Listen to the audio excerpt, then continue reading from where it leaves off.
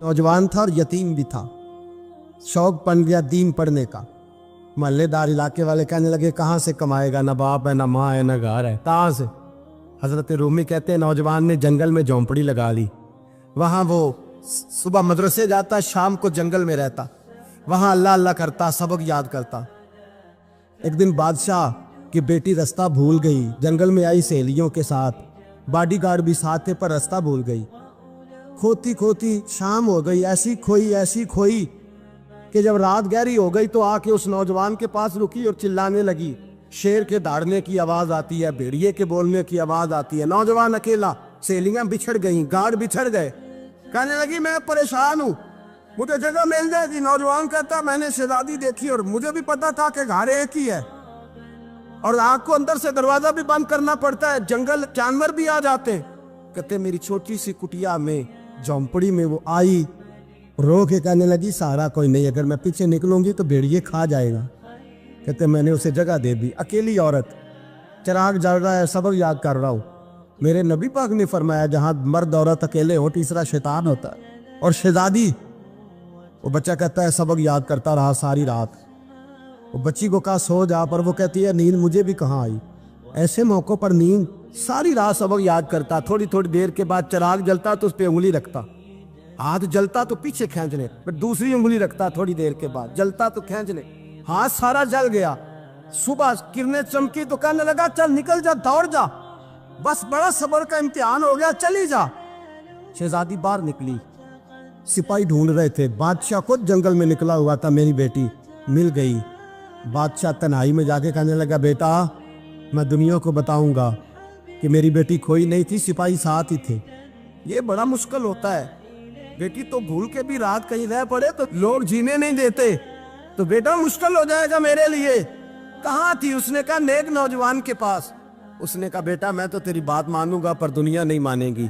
अगर उस नौजवान ने किसी को बता दिया कि तू उसके पास थी तो फिर लोग मेरा जीना मुहाल कर देंगे। बेटा मैं मर जाऊंगा, मेरी मजबूरी ये है कि वो कहीं राज ना उगल दे वो नौजवान, उसे कत्ल करना पड़ेगा।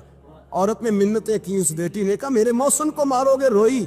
और वो कहने लगा मैं बादशाह, वो मेरा अपना विकार है, मैं उसको छोड़ नहीं सकता। गिरफ्तार कर लाए सिपाही। वक़्त तय हो गया सजा का। अकेले कारकोठरी में रखा गया, जो उसके खास एतबार वाले थे उनकी ड्यूटी लगाई। बादशाह ने बुलाया, पहले बिलम आया। औरत कहने लगी, बेटी कहने लगी एक दफा तो बुलाओ ना, एक सवाल बस पर्दे में रह के पूछना है और फिर जो आपका जी चाहे, मेरे मौसम को मारना तो है, तो मर्जी आपकी। सामने खड़ा किया, नौजवान पर्दे के पीछे, औरत खड़ी हो गई। बादशाह बीच बैठ गया। बीबी कहने लगी सारी रात बेदार मैं भी रही, सोया तू भी नहीं। वो जो तू चिराग के करीब हाथ लगा के जलाता था वो समझ नहीं आई। नौजवान रो पड़ा, कहने लगा क्या करूं, मैंने रसूलुल्लाह का दीन पढ़ा है, क्या करूं, मैंने हुजूर का दीन पढ़ा है। मैंने पढ़ा है कि जानी को सबसे नीचे दोज़ख के सबसे निचले दर्जे में जलाया जाए, उसे जहन्नमियों का पीप और रेशा पिलाया जाए, कंद खिलाया जाए। ये रवायतें पड़ी हुई थी। थोड़ी थोड़ी देर के बाद शैतान मुझे कहता था बदकारी कर ले। मैं अपना हाथ उसी वक्त जब शैतान मशवरा देता तो मैं आग पे करता। मैं कहता अगर ये बर्दाश्त हो गई तो वो भी हो जाएगी। जब हाथ जलता तो मैं समझ जाता नहीं तुझसे तो ये नहीं बर्दाश्त होती तो वो कैसे होगी। फिर मुझे शैतान मशवरा देता कोई देख नहीं रहा तो बुलाने नहीं गया, खुद आई, मैं दूसरी उंगली लगा देता। मैंने हाथ जलाया और मैं समझ गया जब छोटे से चिराग की इतनी सी शमा की आग नहीं बर्दाश्त होती तो दोज़ख कैसे बर्दाश्त होगी। कहते मैं बाज आया। बादशाह ने ये कहानी सुनी, लफ्ज सुने तो चीख मार के रोया। कहने लगा तालिब इल्म, तू तो मेरे नबी का सच्चा गुलाम है और मेरे रसूल के जो सच्चे गुलाम होते हैं उन्हें फांसियां नहीं दी जाती, उन्हें तख्त पर बिठाया जाता है। अब तुझे सजा नहीं होगी बल्कि मैं अपनी बेटी का निकाह तेरे साथ करूंगा और मेरे बाद इस सल्तनत का बादशाह भी तू ही बनेगा। अब वो नौजवान वहां नारे लगा रहा है, कहता लोगों तुम मुझे कहते थे दीन से क्या मिलता है, दीन से तो अल्लाह तख्त ताज भी अता फरमा देता है। अगर नौजवान शर्मो हया वाले बन के रहे अल्लाह सारी इज्जतें दे देगा। देखे ना अल्लाह के फजल से इज्जत मिलती है और जब कोई इज्जतदारों जैसा काम ही ना करे। एक बात और अर्ज करनी है पर वक्त थोड़ा रह गया। जवानों, मैं ना जब कभी परेशान होता हूँ ना तो मैं ये वाली बात खोल के पढ़ता हूँ वाला, ये बात ढारस बनाती है। ढारस توانائی دیتی ہے، پورا مضمون باندھا ہے۔ اعلیٰ حضرت کہتے ہیں بہروپیہ تھا، مداری، روپ بدل بدل کے دکھایا کرتا تھا، بادشاہوں سے انعام لیتا تھا۔ ایک دن اورنگزیب عالمگیر کے پاس آ گیا، کہنے لگا میں روپ بدلوں گا، اگر آپ پہچان نہ سکے تو میں انعام لوں گا۔ آپ نے فرمایا میں کوئی ایسے ویسا بادشاہ نہیں، کہا مجھے دھوکہ دینا مشکل ہے، کہا نہیں میں روپ بدلوں گا۔ حضرت اورنگزیب عالمگیر بڑے نیک بادشاہ گزرے، بڑے پرہیزگار آدمی، وہ بہروپیہ کہنے لگا میں روپ بدلوں گا، آپ نہیں پہچان سکیں گے۔ فرمایا چل جتنا تیرے اندر زور ہے لگا لے۔ حضرت نے اعلان کیا کہ میں نے فوجی بھرتی کر دے، 2 ماہ کے بعد ٹیسٹ ہوگا۔ وہ 2 مہینے دوڑتا رہا، رنگ روپ بناتا رہا، آیا ٹیسٹ دینے، 2-3 سپاہیوں کا امتحان لیا، اس کی باری آئی تو 10 روپے دیے، کہنے لگے تیرے آنے جانے کا کرایہ میں نے تجھے پہچان لیا ہے۔ کچھ دنوں کے بعد جانے لگے سفر پر تو بھکاری آ گئے خیرات مانگنے، اس نے بھی سارے منہ پر سیاہی مال لی، کپڑے پھاڑ لیے، سر کے بال مڈا لیے، پگے تک کٹا لی، بدرنگ ہو کے آیا، کاسا آگے کیا تو حضرت نے 10 روپے ڈالے، کہنے لگے تیرے آنے جانے کا کرایہ میں نے پہچان لیا ہے۔ کچھ دن گزرے تو ٹیچر کی ضرورت تھی، اس نے مونچھیں بڑی کر لی، داڑھی نکلی لگا لی، سر پہ جنا کیپ پہن لی، ایک شیروانی لے لی اور ہاتھ میں چھڑی پکڑ کے آیا، کہنے لگا میں استاد ہوں، 2-4 بندوں کا امتحان لیا، اس کی باری آئی تو 5 روپے دیے، 10 روپے دیے، کہا تیرا کرایہ میں نے پہچان لیا۔ 2 سال گزر گئے، وہ جب بھی آتا حضرت پہچان لیتے۔ ایک دن سفر پہ جا رہے تھے، بہت بڑا لشکر تھا، جہاد کرنے جا رہے تھے اورنگزیب عالمگیر، تو دیکھا ایک پہاڑی ہے، پہاڑی پہ لوگ جا بھی رہے ہیں آ بھی رہے۔ اورنگزیب عالمگیر پوچھنے لگے یہاں کیا ہے؟ کہنے لگے بابا جی بیٹھے ہیں دعا کرتے ہیں، اللہ کے نیک بندے ہیں۔ اورنگزیب کہنے لگے یار پرانے لوگ سارے ہی اللہ والوں کو مانتے، یہ بھی مصیبت آئی ہے جتنی نہیں آئی ہے، سارے لوگ ہی مانتے۔ کہنے لگے ذرا میں دعا نہ کرا لوں، بچے کام جا رہا ہوں۔ اورنگزیب بادشاہ تھے، بادشاہ لوگ نازک مزاج ہوتے ہیں، گھوڑے سے اترے، بڑی مشکل سے پہاڑی پہ چڑھے، اوپر گئے تو لائن لگی ہے، بابا جی غار میں بیٹھے، کہنے لگے میں نے ملنا، میں اورنگزیب ہوں۔ انہوں نے کہا ہمارا بابا اس طرح کا پیر نہیں کہ امیر آئے تو رنگ اور ہو، غریب آئے تو اور ہو، یہاں اگر ملنا ہے تو لائن میں لگ جاؤ، سب ایک جیسے۔ اب لائن میں کھڑے ہو گئے، 50 آدمی آگے تھے، کہتے 51واں نمبر تھا، تھک گیا دھوپ میں کھڑا کھڑا۔ جب میں پہنچا غار کے دہانے تو میں نے بابا جی کے چہرے پہ نظر ڈالی تو بڑا نورانی چہرہ، بڑی خوبصورت لب و لہجہ۔ میں نے کہا میرے جیسا آدمی بھی پگڑی باندھ لے تو اچھا لگنے لگ جاتا ہے، بڑا خوبصورت انداز۔ کہتے ہیں میں ان کے پاس اتحیات کی حالت میں بیٹھ گیا، میں نے کہا حضور میں جا رہا ہوں جہاد کرنے، دعا کرنا۔ بزرگوں نے ہاتھ اٹھائے، اللہ اس کی مدد فرما، دین کو غلبہ عطا فرما، اسے دین کا سچا پکا سپاہی بنا۔ پھر تھپکی دی، 2-4 نصیحتیں نکال ڈالی، دیکھنا ظلم نہ کرنا، زیادتی نہ کرنا، جب تو جیت خر نہ کرنا، غرور نہ کرنا، نصیحتیں بھی کر دی۔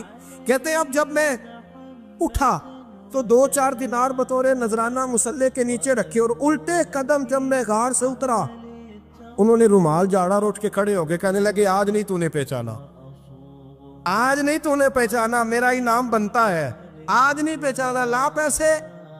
اورنگزیب کہنے لگا یار تو نے حد کر دی، کہاں چڑھا کہاں کھڑا رہا، دھوپ میں تھک گیا، کمال کر دی بھائی تو نے، بتا تو کیا لے گا، اب تو جلدی بتا، وہ کتنے لوگ پیچھے دھوپ میں کھڑے ہیں، لشکر سارا کھڑا ہے، کیا لے گا؟ اس نے کہا سب سے قیمتی ہیرے وہ ہے جو تیرے سر کے تاج میں لگے ہوئے، مجھے تیرا تاج چاہیے۔ اور بھائیو سننا اور یاد رکھنا، میرے اعلیٰ حضرت کہتے ہیں بادشاہ نے سر کے اوپر سے تاج اتارا، بہروپیے کے قدموں میں رکھا اور کہنے لگے یہ لے، اور یہ تو تیرا مانگنے پر میں نے دیا ہے نا، میں واپس آتا ہوں تو آنا میں اپنی مرضی سے بھی تجھے دوں گا، تو نے اورنگزیب جیسے بندے کو دھوکہ دیا، آنا میں اس وقت بھی دوں گا۔ وہ دے کر بس بات ختم ہو گئی، حد ہو گئی، دے کر کہتے ہیں جب میں پلٹا نا واپس، بہروپیے نے آواز دی بادشاہ ٹھہر جا، تو میں نے پلٹ کے دیکھا تو کہنے لگے یہ اپنا تاج لے جا، اٹھا اور لے جا۔ میں نے کہا 2 سال بیت گئے تجھے محنت کرتے، آج قابو آیا تو لے جاؤ، کہنے لگا لے جا، مسئلہ سمجھ میں آ گیا۔ میں نے کہا مجھے بھی تو سمجھانا۔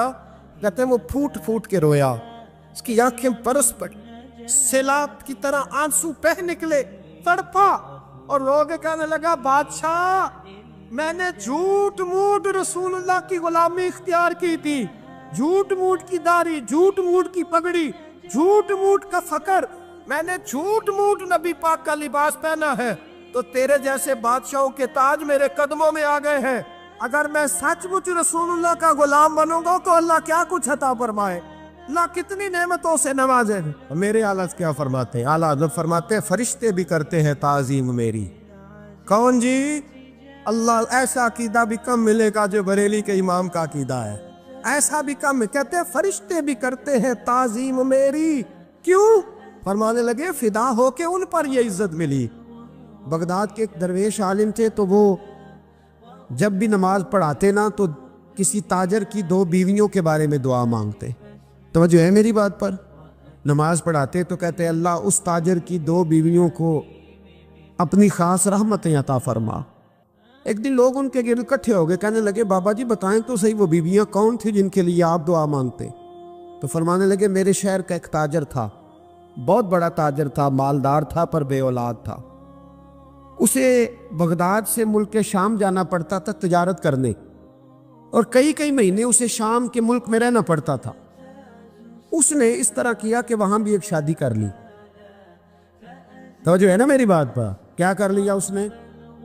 دوسری شادی کرنا مرد کے لیے جائز ہے، تیسری کرنا بھی، چوتھی کرنا بھی بیک وقت، مگر اگر انصاف کر سکے تو۔ اگر چاروں میں ہم نہ آدھا مسئلہ سنتے ہیں اور آدھا ہی بیان کرتے ہیں، اگر انصاف نہ کر سکے پھر اس کے لیے 4 جائز، پھر وہ ایک ہی رکھے گا۔ تو عزیز دوست دوسرا نکاح کر لیا، شادی ہو گئی۔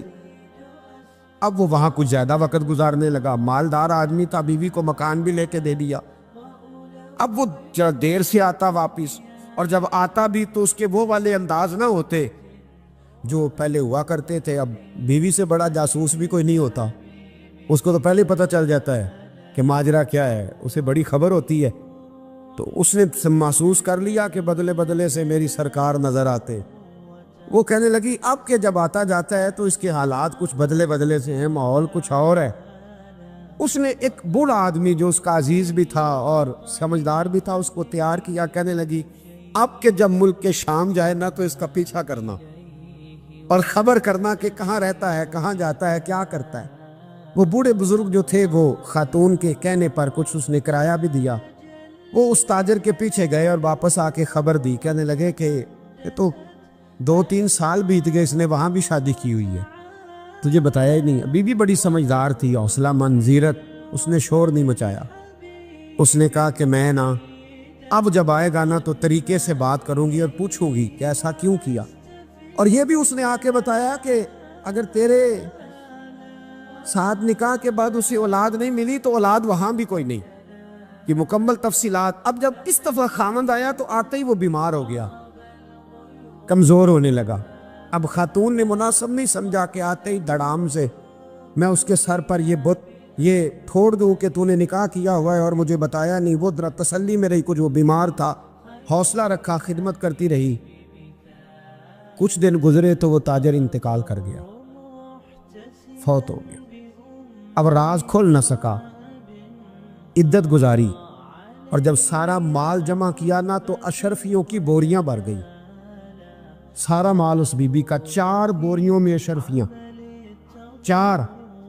یہاں تو پیٹ کا دوزخ ہے، معاذ اللہ بھرتا ہی نہیں۔ حل من مزید، حل من مزید۔ وہ جو کہتے تھے نا کہ بس باہر چلا جاؤں اور باہر میں کچھ تھوڑے سے پیسے کما کے 2-3 سال میں لوٹ آؤں گا، پھر یہاں آ کے کوئی کاروبار کروں گا، وہ گئے ہیں تو واپس نہیں آئے۔ وہ جو کہتے تھے نا بس میں نے اتنا سا کاروبار کرنا ہے کہ مکان بن جائے، انہوں نے 4 مکان بھی بنا لیے ہیں، لیکن بریک حل میں مزید کی دوڑ ہے۔ اب 4 بوریاں اس عورت نے چھپائے رکھی، کوئی بندہ نہیں جانتا بغداد میں کہ ملک کے شام میں تاجر کی دوسری بیوی بھی ہے۔ جب وہ فارغ ہوئی تو اس نے اس بوڑھے جاسوس کو پھر بلایا اور 2 بوریاں اونٹ پہ رکھی، خود بھی ساتھ بیٹھی اور ملک شام گئی۔ اللہ اکبر۔ وہ بزرگ کہتے ہیں میں ایسے نہیں دعا کرتا۔ اس کو جا کے کہنے لگی میں اکیلی وارث نہیں ہوں، آدھے کی وارث تو بھی ہے۔ میں اکیلی وارث نہیں، یہ تقسیم وراثت ہے، آدھی کی وارث تو بھی ہے، تو رکھ اپنے پیسے۔ مجھے پتہ ہے اس نے نکاح کیا تھا پر مجھے بتایا نہیں تھا، تو رکھ اپنے پیسے، میں تجھے دے رہی ہوں، آدھے تیرے ہیں آدھے میرے ہیں۔ اس نے نظر اٹھائی تو رو پڑی، کہنے لگی نہیں اب یہ سارے تیرے ہی ہیں۔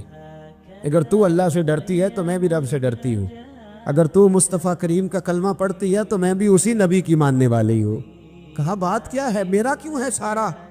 تو وہ خاتون کہنے لگی وہ 2 سال 3 سال سے میرے ساتھ نکاح تھا، اور اس نے بتایا تھا مجھے کہ میری بیوی بھی ہے، اور میں غریب تھی تو میرے والدین کو بھی بتایا تھا کہ میری دوسری شادی ہے۔ یہ مکان اس نے مجھے لے کے دیا تھا، میرے تمام اخراجات وہ پورے کرتا تھا، نان و نفقہ کا خیال رکھتا تھا، لیکن اب کہ جب وہ آیا تو وہ بیمار تھا۔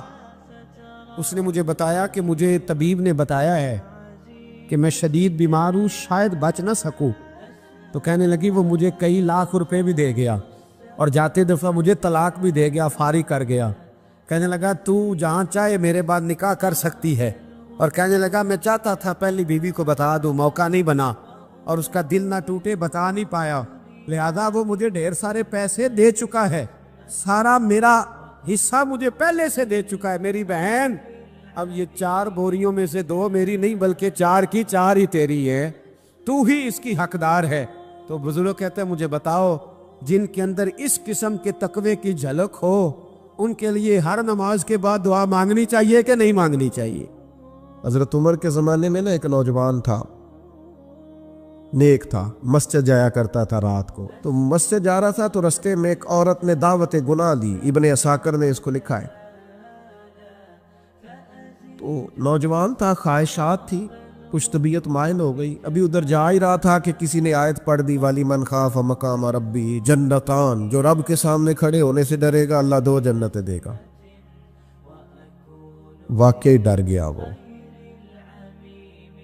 واقعی ڈر گیا، اتنا ڈرا کہ بے ہوش ہو کے گر پڑا۔ بیماری سے لوگ بے ہوش ہوتے ہیں، پیسے ڈوب گئے بے ہوش ہوتے ہیں، بچے کے غم میں بے ہوش ہوتے ہیں۔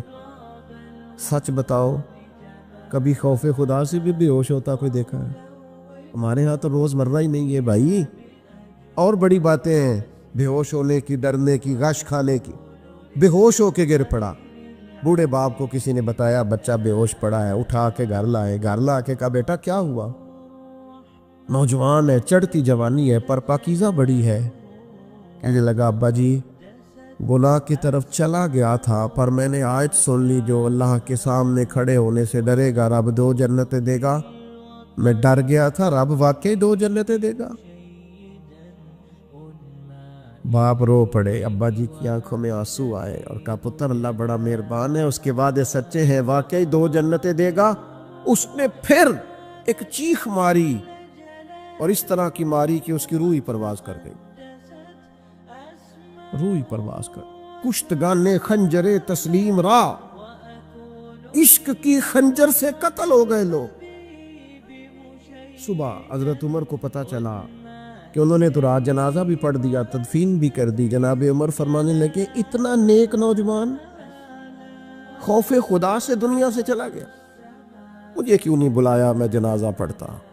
فاروق اعظم فرما رہے ہیں میرا شوق تھا میں اس کا جنازہ پڑھتا۔ کہ حضور آپ کو تکلیف نہیں دی؟ فرمایا بتاؤ قبر کہاں ہے؟ تے کامل پیر اونا دے باہو قبر جنا دی جیوے۔ حضرت فاروق اعظم قبر پہ تشریف لے گئے اور کھڑے ہو کے فرمانے لگے نوجوان مجھے امید ہے میرے رب نے تجھے 2 جنتیں دی ہوں گی۔ ابن عساکر کھول کے دیکھو تاریخ بغداد نے کیا لکھا ہے۔ حضرت سیدنا فاروق نے فرمایا امید ہے 2 جنتیں دی ہوں گی، قبر کے اندر سے بولا کامل پیرونا دے باہو قبر جنا دی جیوے، قبر کے اندر سے بولا۔ کہنے لگا حضور امید والی بات نہیں، رب کے وعدے سچے ہیں، اس نے واقعی مجھے 2 جنتیں عطا فرمائی، 2 جنتیں دی ہیں، میں نے اپنے مالک کو راضی پایا۔ ہمارے صوفیاء تصوف میں ایک جملہ بولتے ہیں کہ تیرا تو فقر فقر بوزر ہے، یعنی جن کو صحیح درویش کہتے ہیں نا، صحیح درویش۔ مولا علی شیر خدا رضی اللہ تعالیٰ عنہ فرمایا کرتے 2 ہی تو بندے ہیں جو رب کے رستے میں کسی شے کی پرواہ نہیں کرتے۔ حضور کون سے؟ فرمایا ابو ذر غفاری ہے اور دوسرے علی المرتضیٰ ہے۔ مولا علی فرمایا کرتے یہ نا مسلمانوں میں سے 4 یا 5ویں مسلمان ہیں، شروع سے ایک سلیم الطبع آدمی، کچھ لوگ طبعاً بڑے نفیس ہوتے ہیں، طبعاً اللہ کی طرف سے شروع سے ہی ان کا جو قبیلہ تھا بنو غفار وہ رہزنی کرتا تھا، لوگوں کو لوٹ لیتا تھا۔ شروع میں یہ کام کیا، لیکن جب کچھ لوگوں کی چیخیں کانوں میں گئیں تو چھوڑ دیا، فرمایا نہیں یار طبیعت نہیں مانتی۔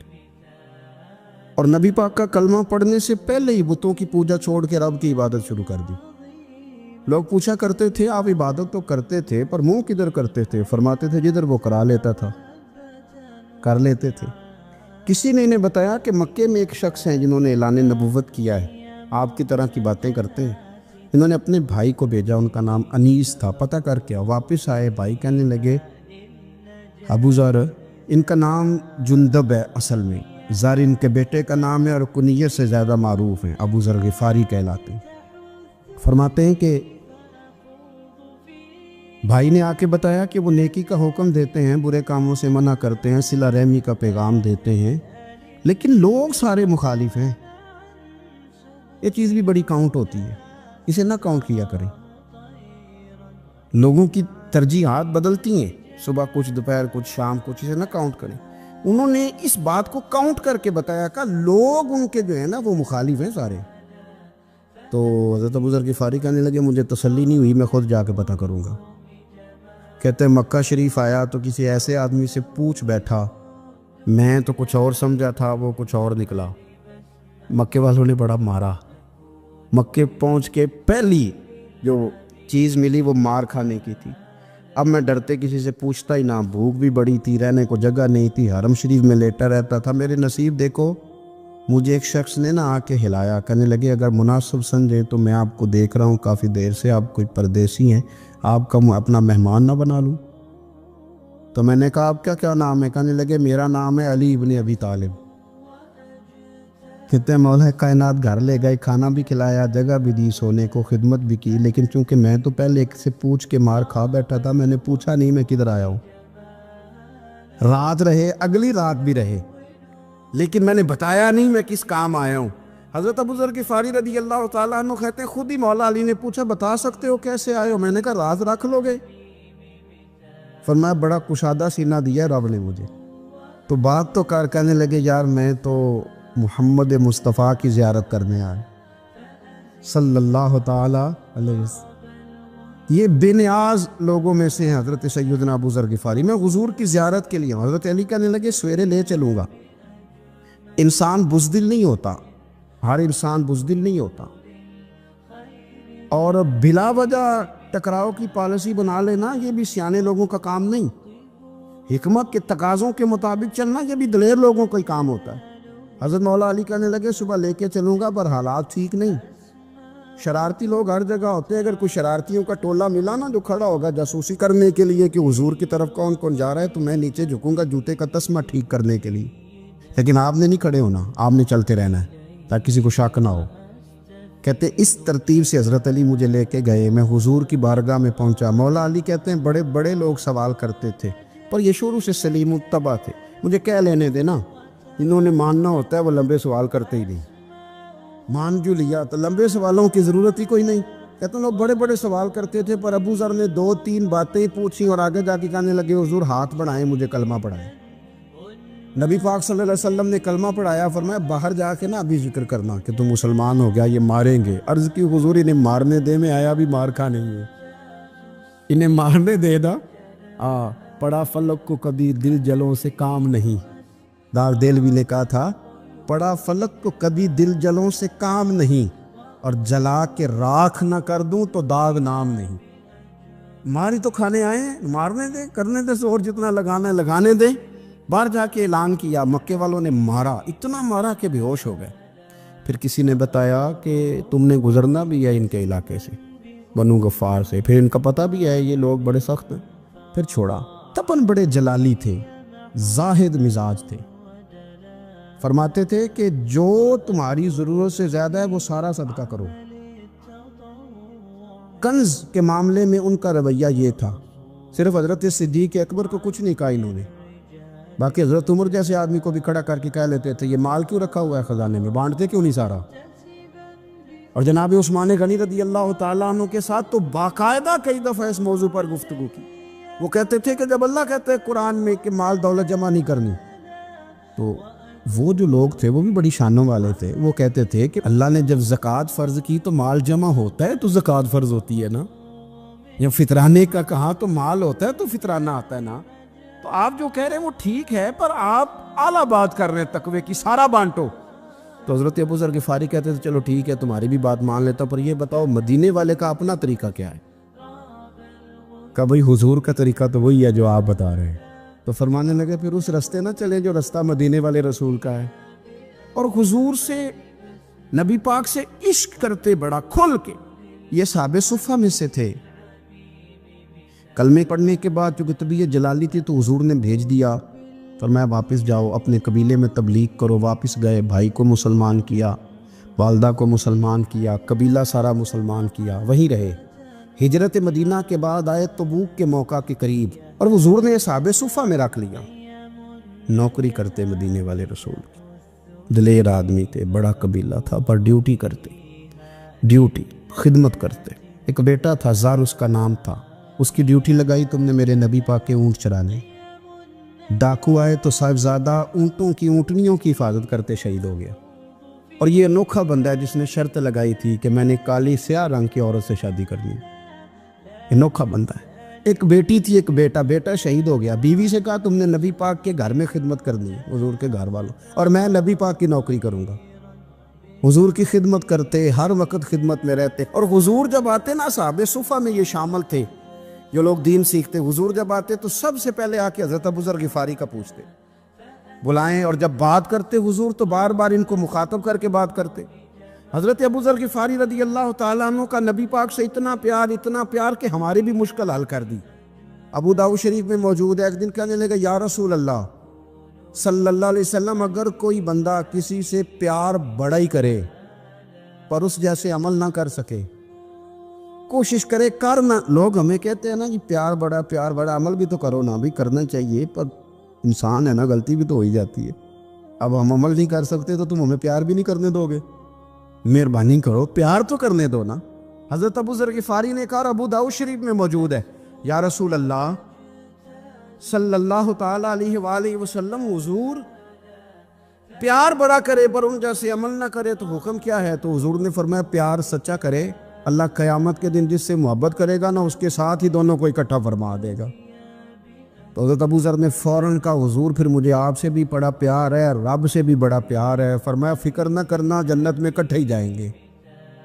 اتنی محبت رسول پاک کی ذات کے ساتھ. حضور کی نوکری کرنا. ایک دن خدمت کرتے کرتے سو گئے.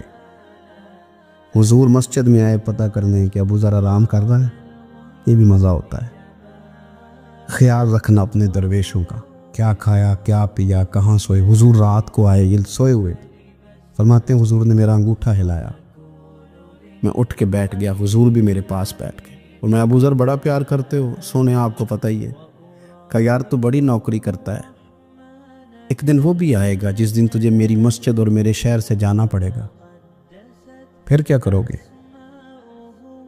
تو عرض کی حضور کسی کی طاقت ہے مجھے آپ کے شہر سے نکالے؟ میں تلوار نکال لوں گا.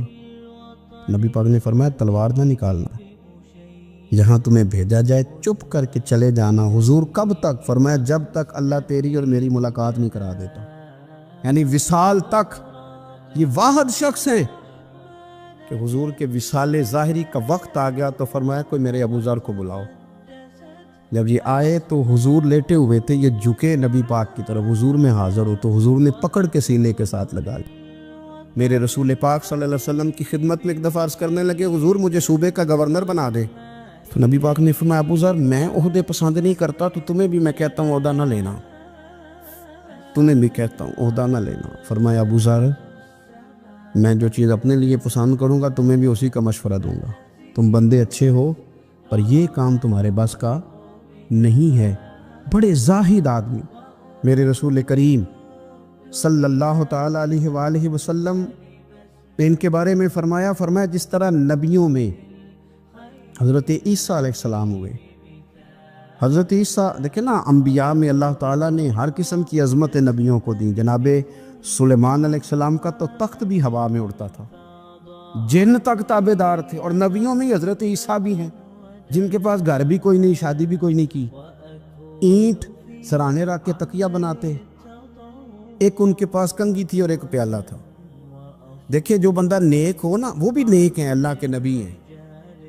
آپ اپنا تقوی مسلط نہیں کریں گے, جو وہ کر رہے ہیں وہ بھی مخلص ہو کے کر رہے ہیں. حکومتیں جو چلانی ہیں تو وہ کس نے چلانی ہے؟ اگر نیک بندے نہیں آئیں گے تو غلط لوگ آئیں گے, قوموں پہ ظلم کریں, وہ بھی اپنی جگہ ٹھیک ہے. لیکن یہ جو کر رہے ہیں یہ بات بھی اپنی جگہ بالکل ٹھیک ہے. ہم پتہ کیا کرتے ہیں, ہم چیزوں کو مسلط کرتے ہیں, ایک دوسرے پر مسلط نہیں کرے چیزوں کو. آپ جو کر سکتے ہیں, جو رستہ آپ کو صحیح لگتا ہے اختیار کر لیں. یہی تو ہمارے دین کا حسن ہے, یہ سارے رستے واضح کر کے ہمیں دکھاتا ہے. حضرت عیسیٰ علیہ السلام نے ایک دن دیکھا کہ ایک بندہ نا انگلیوں کے ساتھ اپنے بال سیدھے کر رہا ہے, تو آپ نے فرمایا یار کنگھی کے بغیر بھی کام چل سکتا ہے. کنگھی بھی خیرات کر دی. دیکھا ایک بندہ ہاتھ کا تکیہ بنا کے لیٹا ہے, تو فرمایا اینٹ بھی دے دو, کسی کے کام آ جائے. ایک دن دیکھا کہ ایک بندہ نا یوں چلو میں پانی پی رہا ہے, فرمایا پیالہ بھی رہنے دو, اس کے بغیر بھی کام چل ہی جاتا ہے. جناب عیسیٰ کا یہ زہد تھا. میرے نبی پاک علیہ السلام نے فرمایا جس نے جناب عیسیٰ کا زہد دیکھنا ہو وہ میرے ابو ذر غفاری کو دیکھے. ان کو دیکھے, یہ دنیا میں جناب عیسیٰ کے زہد کے مطابق چلتے پھرتے ہیں. ساری زندگی دولت کو, مال کو پسند نہیں کیا. جہاں رہتے تھے ایک گورنر صاحب نے 300 دینار تحفے میں بھیجے. تو ایک ہوتا ہے نا بندہ کہتا ہے نہیں نہیں ضرورت نہیں. اور حضور سید عالم صلی اللہ علیہ وسلم نے حضرت عمر سے فرمایا تھا جو خود بخود آ جائے وہ قبول کر لو اللہ کی طرف سے. لیکن ان کا رنگ فقیری والا تھا اور تھوڑا انوکھا تھا. 300 دینار آئے تو فرمانے لگے اسے جا کے کہو تمہیں کوئی اور بندہ نہیں ملا دھوکہ دینے کے لیے, میرے گھر ہی مال بھیج دیا ہے. فرمانے لگے میرے پاس گدھا ہے سواری کرنے کے لیے, میرے پاس بکریاں ہیں دودھ پینے کے لیے, میرے پاس ایک چادر اضافی ہے سامان میں سے, میں تو ڈرتا ہوں کہ رب کہیں اس چادر کے بارے میں سوال نہ پوچھ لے, اور تم ہو کہ میرے پاس یہ لے کے آئے ہو. حضرت عثمان غنی کے پاس جا کے کہا کرتے کتنا لوگوں کے پاس پیسہ آ گیا ہے, ہر بندے کے گھر میں مال ہے, یہ کیا ہو رہا ہے, لوگوں سے کہیں خرچ کریں غریبوں پہ. تو عثمان غنی فرمانے لگے تمہیں تو خوش ہونا چاہیے کہ میرے دور میں لوگ خوشحال ہو گئے. آپ فرمانے لگے نہیں, وہ والا رنگ زیادہ بہتر ہے جو مدینے والے نے اختیار فرمایا, کیونکہ کچا رنگ للاری والا چڑھدا تے لیندا رہندا عشق تیرے دا رنگ محمد, جدوں چڑھ جائے پھر نہیں لیندا. آپ کی طبیعت کے اندر دولت سے بیزاری. حضرت ابو درداء, حضرت ابو موسیٰ اشعری, حضرت ابو ہریرہ رضی اللہ تعالی عنہ, یہ سمجھ لیں ان کے کلاس فیلو تھے, ان کے ساتھ پڑھا تھا انہوں نے. حضرت ابو ذر غفاری ان پر بھی جلال کرتے. آپ یقین کریں کہ طبیعت نا ایسے کیف میں آ گئی ان کو پڑھ کے. ان کو پڑھا جب کچھ دنوں سے تو کچھ انوکھا, یہ انوکھی وجہ ہے, سارے زمانے سے نرالے ہیں. یہ بندے کون سی بستی کے یار اب رہنے والے ہیں, یہ کس طرح کے لوگ ہیں, کیا سوچ ہے. حضرت ابو درداء رضی اللہ تعالیٰ عنہ کے گھر کے قریب سے گزرے تو حضرت ابو درداء مکان بنا رہے تھے. کیا جملہ کہا, تڑپ گئی روح. فرمانے لگے ابو درداء تجھ سے مجھے یہ امید نہیں تھی یار. فرمایا کیا ہوا؟ فرمانے لگے اب تیرا مکان بنانے کے لیے بھی اللہ کے بندوں کی پشتوں پر اینٹیں رکھی جائیں گی. تیرا مکان بنانے کے لیے رب کے بندوں کی پشتوں پر اینٹیں تیرے لیے. حضرت ابو درداء نے گردن جھکا لی. فرمایا یار جہاں تو ہے نا تو بالکل ہی ٹھیک کہتا ہے. کیوں؟ میرے نبی پاک صلی اللہ علیہ وسلم نے فرمایا اس زمین کے اوپر اور آسمان کے نیچے ابو ذر غفاری سے سچا بندہ کوئی نہیں, ان سے زیادہ سچا کوئی نہیں. فرمایا تو ٹھیک کہتا ہے یار, صحیح کہتا ہے. حضرت ابو موسیٰ اشعری رضی اللہ تعالیٰ عنہ کو گورنر بنا دیا گیا عراق کا. اب حضرت ابو موسیٰ اشعری صحابہ میں ایک بڑے جلیل القدر صحابی ہے, اور ان کی عظمتیں, رفتیں, بلندیاں کیا کہنا, بڑی گہری دوستی تھی. لیکن جب وہ گورنر بن گئے نا تو آپ نے فرمایا بس بھئی اب تو نے عہدہ لے لیا ہے, یہ بندے کو ٹھیک نہیں رہنے دیتی تھی, اب تو عہدے میں چلا گیا. بڑی مدت کے بعد ملاقات ہوئی حضرت ابو موسیٰ اشعری کے ساتھ. وہ دوڑ کے آئے حضرت ابو ذر غفاری کے گلے ملنے, میرا بھائی میرا بھائی. فرمایا پیچھے ہٹ جا, میں نہیں تیرا بھائی, تو گورنر ہے, میں غریب آدمی ہوں, اپنا کام کر. پھر دوڑ کے آئے. فرمایا ابو ذر تو میرا بھائی ہے یار, اکٹھے پڑھتے تھے حضور. فرمایا نہیں جا, تو نہیں میرا بھائی. پھر آئے. جانتے تھے نا یہ سچا بندہ ہے, یہ سچا بندہ ہے, یہ تقریروں والا نہیں, صرف وعظوں والا نہیں, اس کے اندر بھی بڑی سچائی ہے. قریب آئے، آ کے کہا یار تو میرا بھائی ہے، میرے سینے لاگ. فرمانے لگے تو تیسری بار آیا ہے، مومن ہے، میں منہ نہیں موڑ سکتا، پر پہلے مجھے بتا گورنر بننے کے بعد تو نے مکان کتنے بنائے، باغ کتنے لگائے، چکیاں کتنی لگائی، کتنے تو نے چیزیں بنائی ہیں، پہلے بتا. تو ابو موسیٰ اشعری نے ان کا ہاتھ پکڑا، رونے لگے، کہنے لگے جس محبوب سے تو نے تربیت لی ہے میں بھی انہی کا نوکر ہوں، جن کپڑوں میں میں عراق گیا تھا میرے ہاتھ بھی وہی ہیں. یار کیا بات کرتا ہے تو، میرے وہی ہیں. مجھے بتا اگر یہ عہدے خدمت کے ہم نہیں لیں گے تو پھر کیا ظالموں کو دیں گے، غیروں کو دیں گے؟ نہ کر، کچھ نہیں بنایا. حضرت سیدنا ابو موسیٰ اشعری رضی اللہ تعالیٰ عنہ روئے، اور جب کہا نا کوئی شے نہیں میرے پاس، تو فرمایا اچھا چل آ جا پھر سینے لگ جا، تو واقعی میرا بھائی ہے. پھر حضرت ابو ذر غفاری نے محبت فرمائی، وہ درویشی، وہ فقیری، وہ سادگی، وہ نورانیت، وہ دل کے ساتھ اندر. ہمارے تو بہت سارے لوگ ہیں جو کہتے ہو کہاں لے جانا ہے مال، کیا ضرورت ہے مال کی، ہر وقت مال کی مخالفت کرتے، لیکن دل ان کا کہتا ہے کہ آئے صحیح، کسی طریقے سے پہنچے صحیح. حضور نے فرمایا بعض لوگوں کی زبانیں شہد سے زیادہ میٹھی، دل بھیڑیے سے زیادہ خطرناک. اوپر سے کہہ کچھ رہے ہیں، اندر حالات کچھ اور ہیں.